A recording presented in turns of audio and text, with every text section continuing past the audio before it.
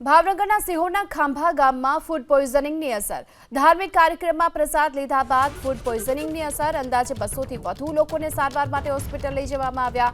ખાંભા ગામમાં હંગામી હોસ્પિટલ શરૂ કરી દેવામાં આવી.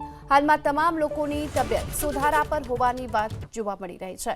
તો 200 થી વધુ લોકોએ ધાર્મિક કાર્યક્રમમાં પ્રસાદ લીધો હતો અને ત્યારબાદ તેમને ફૂડ પોઈઝનિંગની અસર જોવા મળી હતી.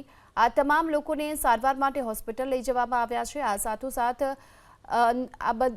તમામ જે 200 લોકો છે તેમના માટે ખાંભામાં એક હંગામી હોસ્પિટલ પણ શરૂ કરી દેવામાં આવી છે અને અહીં જ તેમની સારવાર પણ ચાલી રહી છે.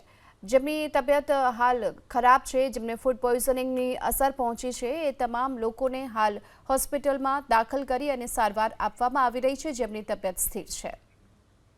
ભાવનગરના સિહોરના ખાંભા ગામમાં ફૂડ પોઈઝનિંગની અસર. ધાર્મિક કાર્યક્રમમાં પ્રસાદ લીધા બાદ ફૂડ પોઈઝનિંગની અસર. અંદાજે 200 થી વધુ લોકોને સારવાર માટે હોસ્પિટલ લઈ જવામાં આવ્યા.